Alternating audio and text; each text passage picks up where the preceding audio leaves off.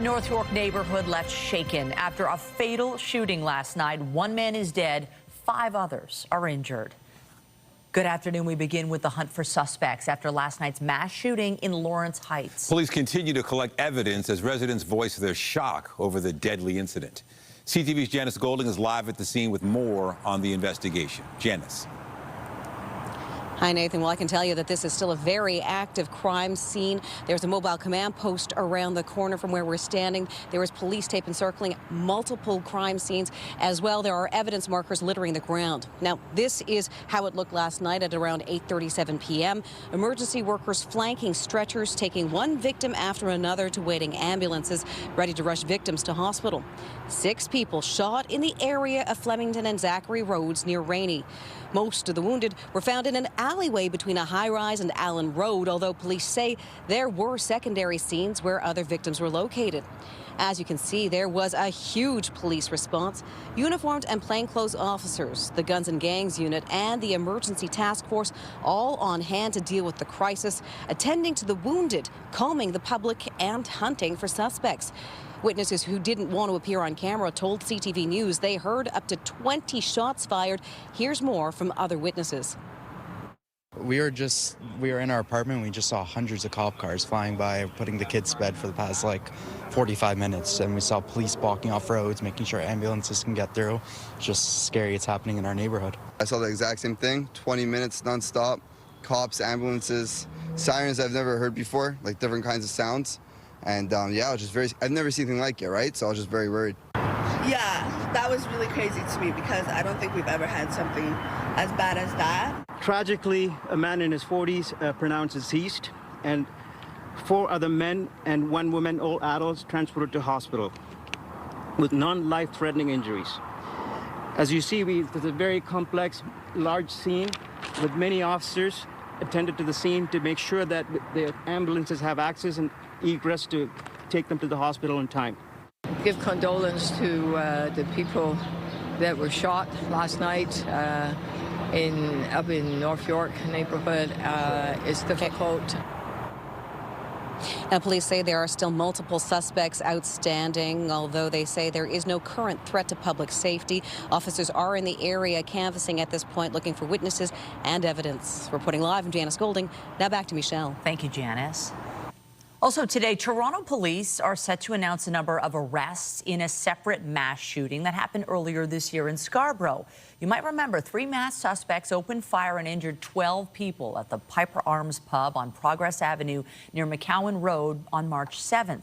Police say the suspects entered the pub on its opening night with an assault rifle and 2 handguns. The update from police is expected this afternoon at 2 o'clock. Next to yet another shooting, police are investigating after shots were fired at a restaurant on Queen West overnight. The call came in just before 4 a.m. to the area of Queen Street between Dover Court and Lisgar. Police say officers arrived on scene and located a man with a cut from broken glass. There is no suspect information at this time, and the investigation is getting underway. A motorcyclist in his 20s is dead after a crash on the 401 this morning in Oshawa. OPP say the 25-year-old from Pickering collided with the back of a tractor trailer just before 6 a.m. He was pronounced dead in hospital. This happened in the eastbound lanes near Harmony Road. Now, those lanes have been closed for several hours for the investigation. Police say they're set to reopen by 1 this afternoon, but recommend avoiding the area in the meantime. York Regional Police are unveiling the results of an investigation disrupting a criminal network trafficking drugs and guns. Dubbed Project Chatter, we are learning today that the lengthy probe has led to dozens of arrests. Our Beth McDonnell is live at York Regional Police headquarters with the details. Beth.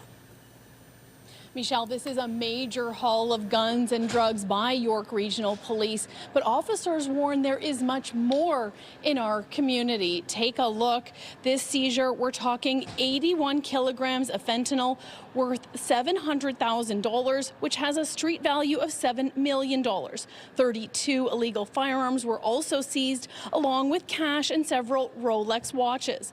Project Chatter was started in October last year. It was a 7-month-long investigation investigation involving what police call a sophisticated drug and firearm network. They say they identified key members and dismantled the organization in May. 15 search warrants were executed at residences in Richmond Hill, Toronto, Ajax, Scarborough, Etobicoke, Mississauga, and Niagara Falls.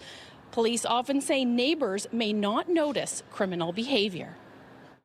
Criminals try and hide within plain sight, right? That's the goal of them staying in residential areas, and you'd think that they would notice some odd behavior or peculiar behavior, but a lot of the times these criminals blend in. They're normal family people, they have kids, they have wives, they have significant others that are there, and they're just trying to blend in so that they don't get observed by law enforcement. Sadly, I think if we would have had this discussion a number of years ago, 81 kilograms would be significant, and I still think it is significant. But I think there's a lot more out there. Just as you've indicated, you were here last week and you're traveling to other jurisdictions hearing the same stories. Sadly, I would say I still think that 32 guns is a significant haul, but when you compare that to the fact that our officers are dealing with guns every day, just last night we had a shooting and we had a home invasion. Both firearms used. Fortunately, our members were able to successfully make arrests in those. Guns seized. 32 guns. You know, in the grand scheme of things, seems like a lot, and it really is, but unfortunately, we're dealing with a huge problem. 23 people between the ages of 8 and 61 are facing dozens of charges. Police say 7 of them remain in custody. Reporting live, I'm Beth McDonnell. Michelle and Nathan, back to you. Thank you, Beth. GoFundMe pages are often set up to raise money to support grieving families, and that's usually a good thing. But a local family is speaking out, outlining their ordeal when someone set up a page on their behalf. CTV's Rahim Ladani has the story. I was already going through my mom passing, and then a year later, my little brother passed, and it rocked me. Alan Oliver was deep in grief after losing his 23-year-old brother Aiden last November. So he was touched to learn that one of Aiden's friend's mother had launched a GoFundMe campaign to help with funeral costs. I was like, wow, that's so nice that someone would do something like that. Donations quickly poured in. In fact, the organizer raised the goal to $15,000 and reached it. On the day of the funeral, Oliver says the organizer handed his sister $7,000 in cash, claiming GoFundMe was holding the rest until they submitted a death certificate. GoFundMe confirms that all of the funds were withdrawn in November 2024, including $1,800 on the same day of Aiden's funeral. She was the only organizer on the event, and there was a bottleneck because of that, because everything had to go through her. So if the organizer misuses the funds, then the family's kind of out of luck. GoFundMe only launched a fraud investigation last week. The company does have a beneficiary guarantee that protects donations and reimburses donors. Then this past weekend, Oliver received a startling text, a confession. I want to come clean about everything. When I did this GoFundMe, it was with good intentions to raise money for your family. I have a very bad gambling problem, which I need to get help for. The organizer admitted to trying to double the money and offered to repay it in installments. It was disgusting to read that not only did she take the funds, but she gambled with it. GoFundMe told Oliver they would not reimburse him unless he first attempted the repayment plan. But Oliver didn't trust the promise. This is Rahim Ladani from CTV News calling. I just finished speaking with Alan, and I was hoping you could give me a call back so we could have a conversation about the GoFundMe page that you set up and the money that still needs to be delivered to him. It appears someone did listen to our voicemail. Shortly after, Oliver received a message saying the money was being sent and asking CTV not to visit the family's home. I think as soon as you left that message with her, that honestly probably spooked her that the news were involved. Then she realized the seriousness of the situation. Oliver has since confirmed he received the full outstanding balance by e-transfer. Now he's calling on GoFundMe to improve its safeguards. Didn't verify that my family was the beneficiary, didn't verify that the funds were received by the family. There needs to be, I think, just better systems in place. With the financial burden lifted, Oliver hopes he can finally find some closure. Rahim Ladani, CTV News.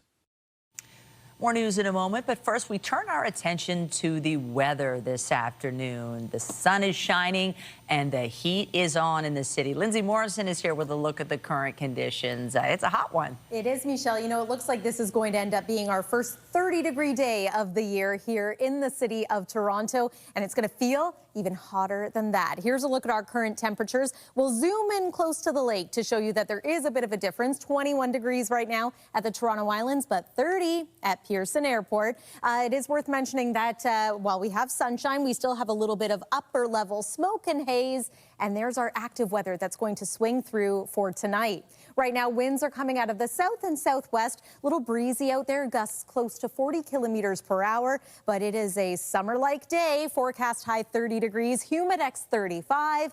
It's just not going to last. I'll give you an idea of when we return to seasonal values coming up in your forecast. For now, Nathan, back to you. Thank you, Lindsay. Canadian steel and aluminum producers say it will have a devastating effect. Starting today, U.S. import duties on those two metals have been doubled to 50%. The tariffs are expected to severely impact businesses from automakers to home builders and will likely increase prices for consumers. U.S. President Donald Trump says boosting the duties from 25 to 50% is necessary to protect national security and American industries. Canada's Prime Minister insists the tariffs are unlawful and unjustified. He spoke this morning on his way into a caucus meeting. We have counter tariffs in a gross amount before remissions on over $90 billion of U.S. imports. We've acted strong. Those are in place. We will take some time, not much, some time, because we are in intensive discussions right now with the Americans on the trading relationship. Those discussions are progressing. I would note that the American action is a global action. It's not one targeted at Canada. So we will take some time. The PM says the American decision to double the tariffs will cause economic pain on both sides of the border. At Queen's Park, Ontario's Premier also reacted today, saying it is unfortunate the duties have been increased. As I've always said, it's tariff for tariff, dollar for dollar. We need to tariff the steel coming into Canada at an additional 25%, totaling 50%. What President Trump has done here is increased the tax of $15 billion on the backs of Americans. We know just steel alone, anything built with steel in the U.S. has gone up 16%. And I've directed our office to make sure anything that we build here, the $30 billion that we're importing, to onshore as much as we can. I'm going to have another meeting with 3 or 4 of the large steel companies, getting a list, no matter if it's steel beams or rebar, to see how we can support them. The Canadian steel industry says under the 25% tariffs in place since March 12th, it's already lost about 700 jobs, and shipments were down 30% in April. Now, representatives warn the 50% duties threaten to the very existence of the industry. About a quarter of all steel used in the U.S. is imported. Canada is its largest supplier. The uncertainty over American tariffs was a key factor in today's decision by the Bank of Canada to hold its benchmark interest rate steady at 2.75%. Uncertainty remains high. The Canadian economy is softer, but not sharply weaker. And we've seen some firmness in recent inflation data. Against this backdrop, we decided to hold the policy rate unchanged as we continue to gain more information on U.S. trade policy and its impacts. Policymakers are waiting for more clarity on how tariffs will impact the economy. Today's second consecutive hold was expected. Tiff Macklem says there were positive developments on the tariff front since the central bank's April decision, but trade restrictions remain and new import duties are still being threatened. A new transmission line is in the works for the city as energy demands skyrocket. The province's energy minister made the announcement today. Our Natalie Johnson is live with the latest. Natalie. Yeah, Michelle, this is an expansion of energy infrastructure. The city and the province will build a third transmission line into Toronto's downtown core to ensure that the city has the energy that it needs as it continues to grow. This is energy that will power homes, businesses, and transit and ensure reliability of the grid. And it comes at a time when the city's energy demand is expected to double by about 2050. The two existing supply paths will start to reach their capacity in the 2030s.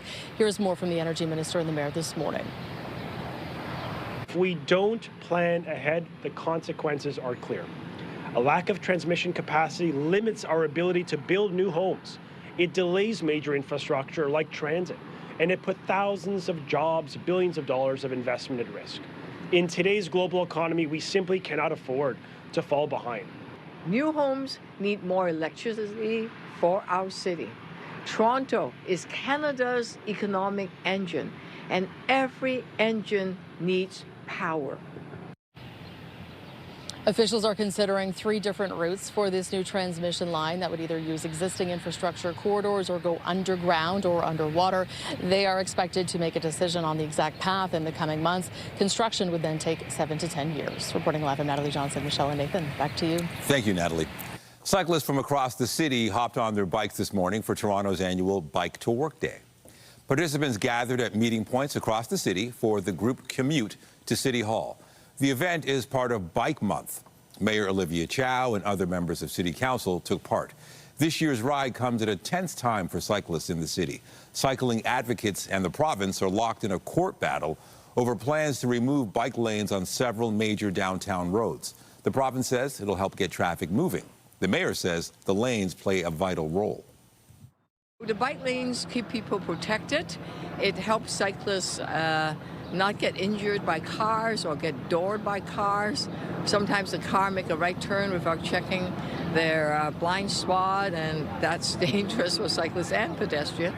So having a bike lane keeps cyclists safe, and also the drivers know what to expect, because if not, then the cyclists sometimes weave in and out because there's no clear lane for them to be at.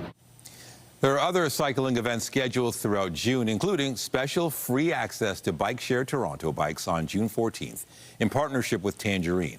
After activating a free day pass on the app, riders can enjoy 24 hours of free, unlimited 90-minute rides on both regular and e-bikes. Last year, there were 7 million rides on Bike Share, and annual memberships grew by 14%. Out of province, more than 30,000 people have now had to leave their homes because of the Prairie wildfires. Fire crews are battling dozens of blazes in Saskatchewan and Manitoba, and they won't be getting much help from Mother Nature this week. Saskatchewan says challenging days are ahead because of a lack of rain in the forecast, and officials in Manitoba say the little rain expected across the northern part of the province won't be enough to help wildfire suppression efforts in any significant way. In Ottawa, MPs in the House of Commons will vote today on the government's throne speech. The speech focused heavily on building up the Canadian economy by fast-tracking projects it considers to be in the national interest. But the Liberals lost a vote earlier this week when opposition members amended the speech. They called on the government to table an economic update before Parliament breaks for the summer. But the vote on the throne speech is a confidence vote. That means if the government loses it, it could be forced into a general election. Turning to sports, top golfers are preparing to hit the links for the 2025 RBC Canadian Open. Today, some of the stars, including Rory McIlroy, are taking part in a Pro-Am tournament. CTV's John Musselman is live at the event with more. Hey, John. Hi, Nathan, and great weather out here. It's very warm. We're just by the chipping green here at TPC Osprey Valley. Now, for people who don't know, this course is up near Caledon, and it's the first time they've ever hosted the Canadian Open. We'll just show you some video this morning. As you mentioned, this is the Pro-Am, but some of the players were teeing off this morning, getting a sense for the course, a feel for it. Many have never played here before. Now, the advantage for the Canadian players is many of them have played in this course before, so they're hoping that will help them as they move forward into the tournament. It gets underway officially tomorrow with the first tee times. Today is that Pro-Am, so some of the pros are teaming up with some other business people and people who have decided to take part. Now, we did get a chance, our colleagues at TSN, to speak to Rory McIlroy, one of the biggest golf superstars in the world. We did talk to him this morning. He also talked about being a hockey fan, particularly a Leaf fan, and here's what he had to say.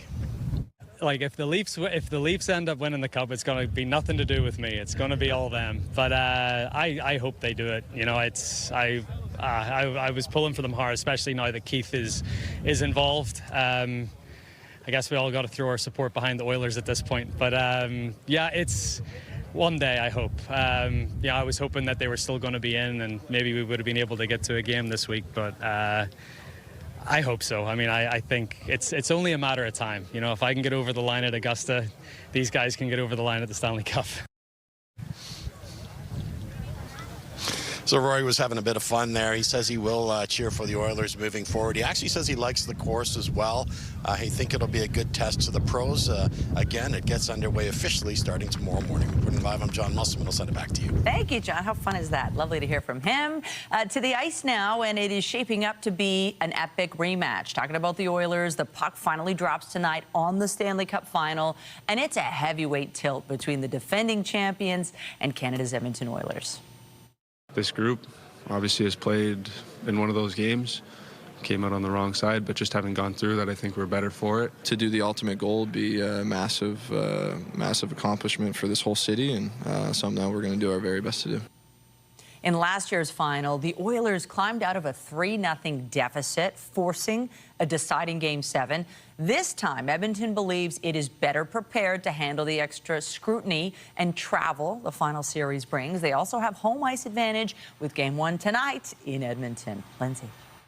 Well, yesterday you likely noticed the smoke high up in the atmosphere over us here in southern Ontario. It created a bit of a gray haze around the city, muting what would have otherwise been a blue sky. Here's a look at what we're expecting as far as drifting smoke over the next couple of days. Less of a concern here in the lower Great Lakes, but something we are going to keep an eye on through the long range. Here's your air quality on the health index for today. We're at a 6 or moderate in Toronto. We're going to take you through the forecast coming up. We've got some active weather on the way for tonight, and that's going to cool us down for the weekend. Details after the break.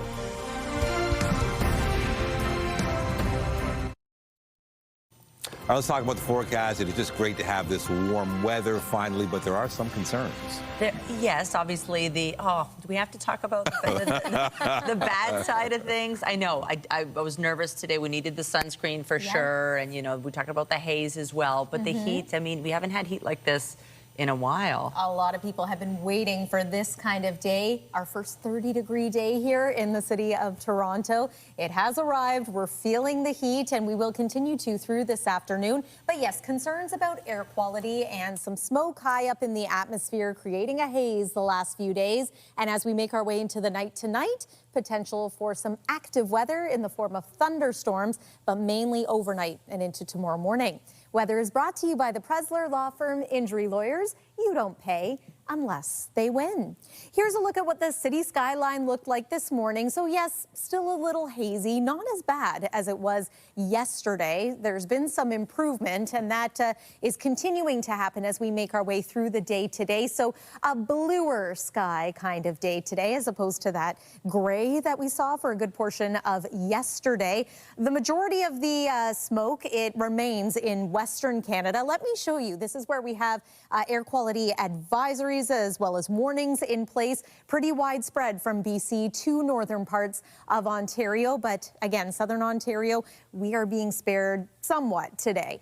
Here's a look at the temperatures. We are not being spared the heat. It is on in southern Ontario. 29 degrees right now in Windsor, 30 here in Toronto, feeling like 35. So we've already reached what we were anticipating for the height of this afternoon. Let's see how much higher that temperature can climb. It could still happen. The record to beat today is 31.7.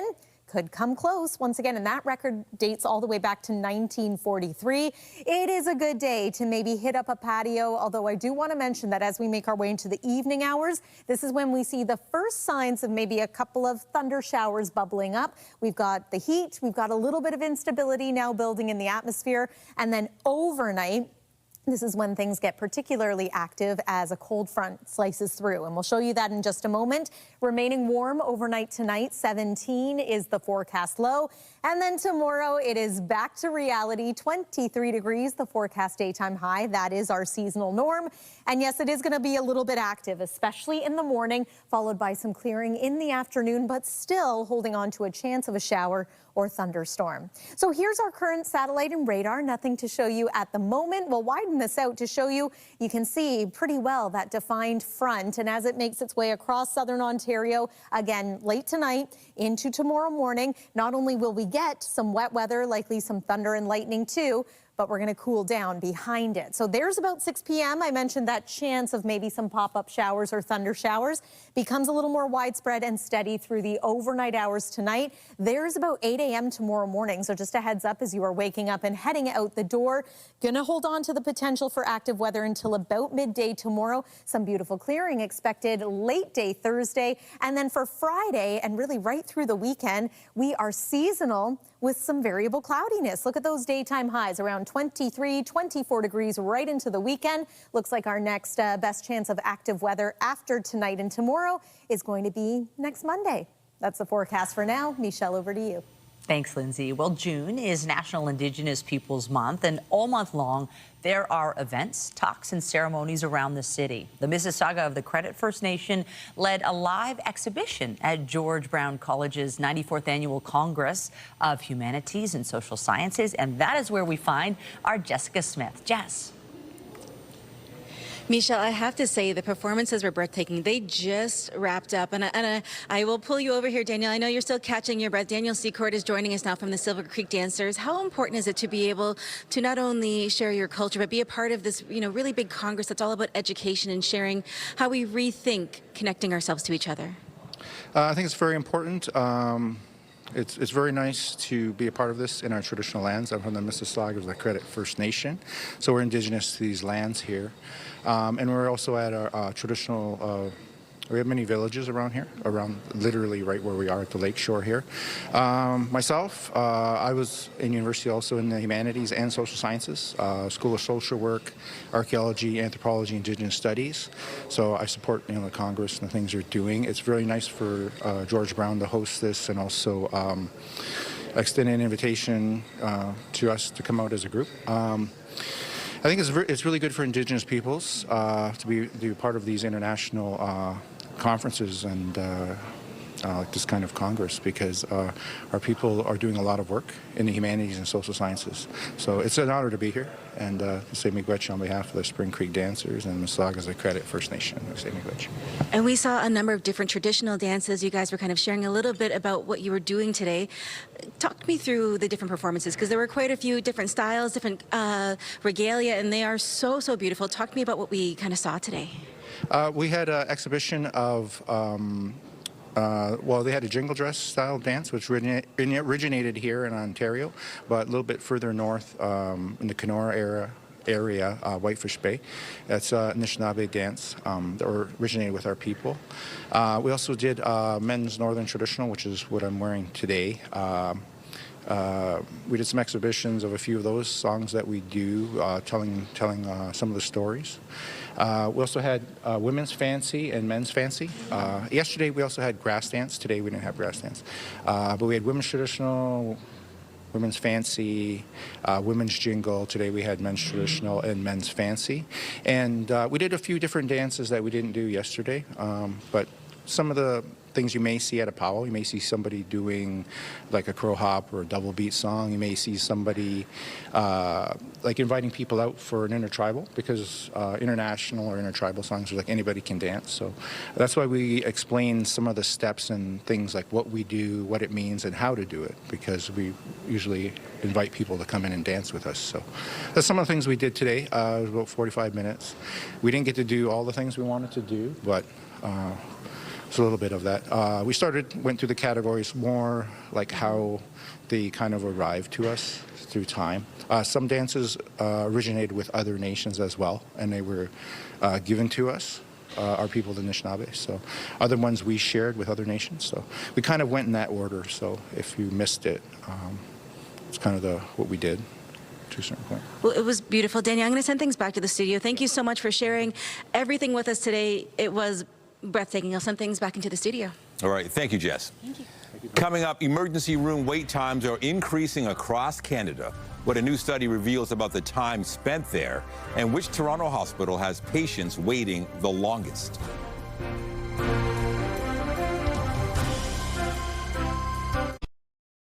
A new report looked at emergency room wait times across the country. It found people nationwide are waiting longer for treatment. CTV's health reporter Pauline Chan has the details. The study by Canadian think tank MEI looked at data from the past 5 years and found that wait times from triage to admission or discharge from the hospital increased significantly since 2020. In Ontario, the median amount of time in the emergency room is 4 hours, up 54 minutes from 5 years ago. So half of the people waited longer than 4 hours, the other half was less than 4 hours. An hour of additional wait time is a lot of time for a patient. And Crystal Witt-Vrongel says there's evidence that time affects outcomes and even deaths. Absolutely. And a lot of think tanks in this space do really good work that actually show through reports and freedom of information requests how many patients died while either on wait lists or waiting. And this is definitely something that each province has or is experiencing. In terms of median ER stays, Newfoundland and Labrador fared best with a time of 2 hours and 45 minutes. Quebec is in the worst position with times averaging 5 hours and 23 minutes. Within Ontario, Sunnybrook Health Sciences shows the longest ER time at 8 hours, 13 minutes. Ottawa Hospital's General Campus and Hôpital Montfort, also in Ottawa, come in second and third at around 7.5 hours each. The MEI study points to France, where the ER wait times are a fraction of Canada's. What they have are these immediate care centers, which are like our urgent care centers, but they are independently run, and they're often run by the doctors and nurses that staff them. And so there's a lot more flexibility for those staff and those facilities to actually better respond to the needs of the patients. They're privately run but publicly funded, and Witt-Vrongel says that kind of innovation and flexibility is vital for Canada to reduce its wait times. Pauline Chan, CTV News. Pop star Jessie J is sharing some major health news. I was diagnosed with early breast cancer. I'm highlighting the word early. Cancer sucks in any form, but I'm holding on to the word early. I have been in and out of tests. The 37-year-old said that she's been in and out of tests, and she wanted to share the news with her fans. Jessie J said she hasn't had a chance to fully process her diagnosis because she's been busy with work, but says she'll take some time off after a show later this month to undergo surgery. A herd of goats is set to be unleashed in the Don Valley next week. The animals are being put to work. They're part of an effort to limit the spread of invasive plant species in the area. CTV's Scott Lightfoot has the details. At this farm near King City live over 100 goats, all with a special purpose. Housing, finance, and mortgage brokering and all that. And they say, you know, when you love something, it always comes back. Ian Matthews grew up with goats, and a few years ago when his father needed help with the animals, he decided to make something of it. Creating Goats in the City, a unique opportunity for municipalities, companies, even individuals to harness the power of his goats. We use goats to control vegetation, especially invasive plants like buckthorn, phragmites, thistles. So there's a crisis with these plants right now. And in Europe and Asia, where these plants originated, they use goats to control them. But we brought the plants here, we didn't bring the goats. So Goats in the City brings the goats to areas with invasive species issues and lets them loose to do what they do best. Goats can eat what most animals won't. They will even eat things that will hurt on other animals and still be fine with it. Next week, for the second year in a row, some of those goats will commute into Toronto for work. That job, to help deal with woody and invasive plants in the meadow area of the Evergreen Brickworks. The project is following on our very successful 2024 pilot when Toronto became the first municipality in Ontario to introduce a comprehensive goat grazing project for ecosystem management. For the city, it's a chance to get some four-legged labor to help deal with pesky plants that are taking over. For the goats, it's a chance to go out for lunch. They're doing what they do naturally, okay? We're not forcing our goats. We don't use them for milk. We don't use them for meat. We just let them do what they do. The The public can visit the brickworks on June 10th and 11th between 10 and 6 to see the goats in action, and there will be 3 educational talks per day, an opportunity for city residents to witness what goats can do right in their own backyard. It's about controlling nature without impacting it. Scott Lightfoot, CTV News. From clearly hungry goats to birds, a new app has just launched in an effort to track and protect dwindling bird populations. CTV's Sinjin Alexander has more on the digital tool that's supporting bird conservation. They communicate all right and do it very well, not only with each other, but us too. It's yellow underneath. Maybe a kingbird? These scientists with Birds Canada are out not only watching, but counting. In doing so, they may find out what the birds are trying to say now. Yeah, I heard it too. But where? And you might say a new app is helping them understand. How many do you have? You see, no matter the type, red-winged, yellow-headed, they help us monitor our environment. They're a great canary in the coal mine first indicator that will tell us, oh, something might be wrong here, because the bird counts that we're monitoring are showing us that there might be declines. For years, scientists have been counting with pen and clipboard. It was hardly ideal. That introduces a lot of potential for error. You know, at some point, somebody's got to interpret that handwriting, or maybe it's rained on the data sheets or that sort of thing. Birds Canada believes the app called Nature Counts is a game changer. Already 5 years worth of data has been collected and is easily accessible. We're reducing errors, we're making things faster and more efficient, we're eliminating tedious data entry so that conservation happens faster. The public is encouraged to join in on the research. The app has a function for so-called citizen scientists as we uncover what more they have to say. Sinjin Alexander, CTV News, Vancouver. Get Toronto's top stories, breaking news alerts, and watch live. Download the CTV News app. The federal government is urging both sides in the Canada Post labor dispute to resume talks. Jobs Minister Patty Hajdu posted this on X, saying, quote, "Today I asked Canada Post and Cup W to return to the bargaining table with federal mediators to do 2 things. To seek to negotiate terms for an arbitration process to conclude this round of bargaining, and have the union table its response to Canada Post's latest global offers." On Friday, the Crown Corporation asked Hajdu to force a vote on those offers. The union requested binding arbitration, which the employer rejected. The union adopted a legal strike position starting May 23rd, but opted to ban 55,000 members from working overtime while negotiations continue. Ontario's Landlord and Tenant Board has faced a major backlog, which caused delays hearing cases from landlords and tenants. Some landlords are also concerned some tenants are abusing the system, allowing them to live rent-free for months or even years. CTV's Pat Foran has this consumer alert. She won't budge. So, and the house is in complete disarray. Like it's really bad. Danielle Bro of Sunderland has a home in the country she rents out. For more than a year and a half, the woman who lives there has refused to pay rent. The home is now a complete mess, and Bro is owed $25,000. She has taken the tenant to the Landlord and Tenant Board twice, but the tenant has been allowed to stay free of charge. She has paid $0. So we can't do anything about it. Like our hands are tied. We have tried every route. He's received multiple orders to pay his rent, but he just doesn't follow anything at all. Sean Graywall of Brampton also has a rental property. His tenant has not paid the rent for almost 2 years and owes about $45,000. Graywall has also been before the Landlord and Tenant Board, but there are constant delays and the tenant continues to live in his house. These tenants know exactly what they're doing, and they will use the system and all the delays to just, live free as long as they can.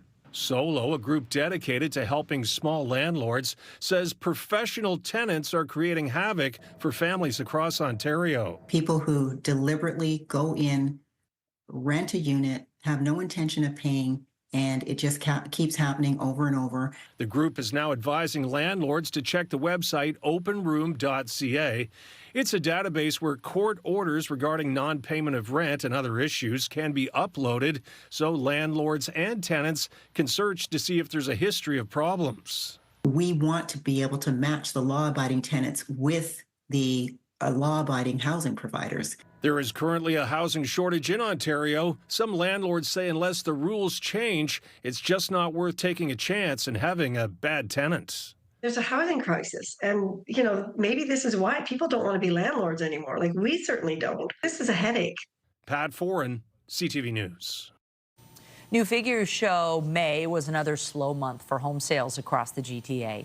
The Toronto Regional Real Estate Board says 4,400 homes exchanged hands last month. That marked a drop of more than 13% compared to May of 2024.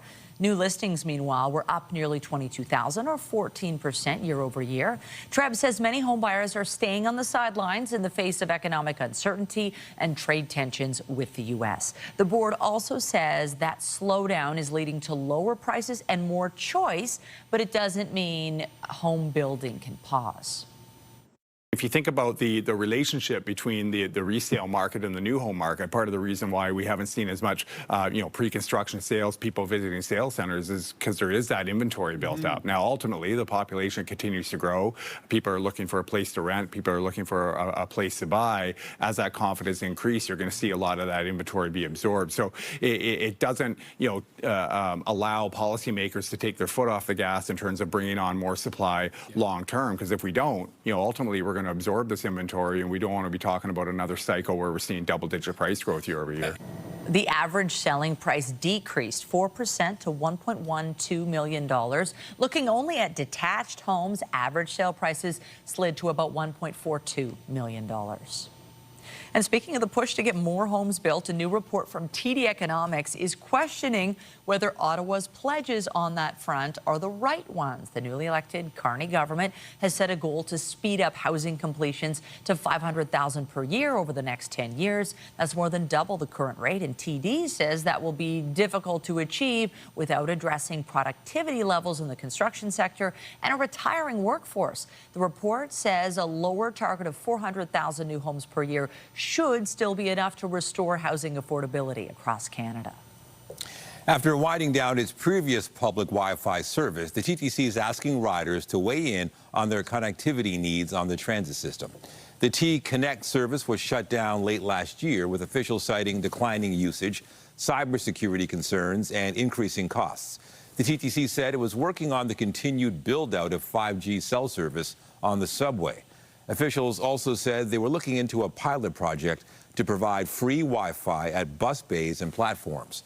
This new survey touches on issues like access to cell signal and public Wi-Fi and how that affects riders' commutes.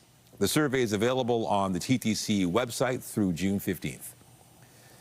Coming up, the ghost with the most is making his appearance on stage here in Toronto. After the break, CTV's Andrea Case catches up with the Associate Musical Director for Beetlejuice, the musical. Based on the 1980s cult classic Beetlejuice, the musical is now on stage in Toronto. CTV's Andrea Case got a behind-the-scenes look alongside the production's Associate Musical Director. Beetlejuice has been kind of everywhere and anywhere you can imagine.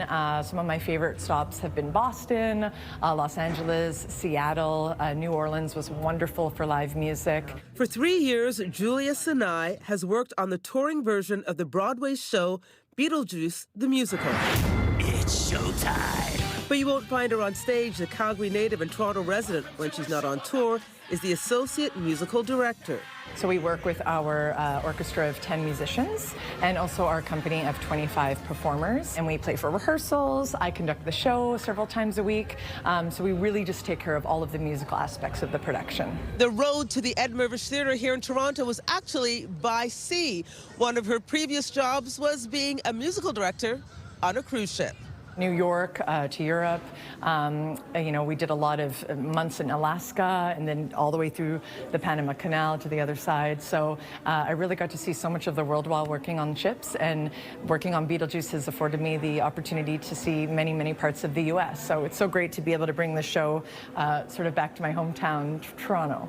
Sinai began playing the piano at age 5, and for those who've tried and given up, this advice. If it's something that you love, just go for it, because there's so many different ways of looking at music. I think that's what makes a versatile musician, is when you can combine sort of all those genres and a love for everything. Based on the 1998 hit musical horror film by Tim Burton, Beetlejuice, the musical, is the story of teenager Lydia Dietz, who meets 3 ghosts. Hi, I'll be your guide. Beetlejuice and a deceased couple, the former owners of her home.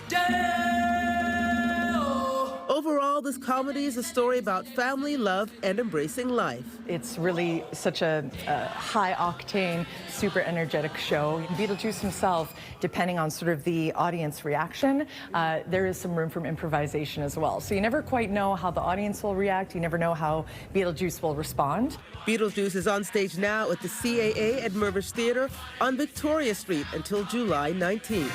That beautiful sound. Andrea Case, CTV News. Boy, they're making that look good, aren't they? That looks like a lot of fun.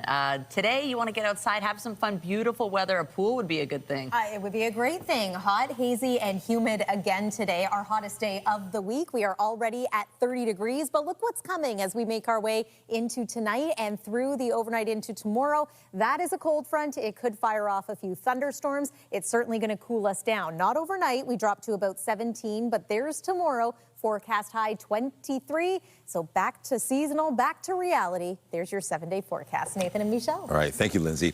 And that's CTV News at noon. Remember, you can get Toronto's breaking news all day long on CP24 and at ctvnewstoronto.ca. For Lindsay Morrison and all of us here, have a pleasant afternoon. I'm Michelle Dubé. And I'm Nathan Downer. Be sure to join us later for CTV News at 5 and 6. Have a good afternoon.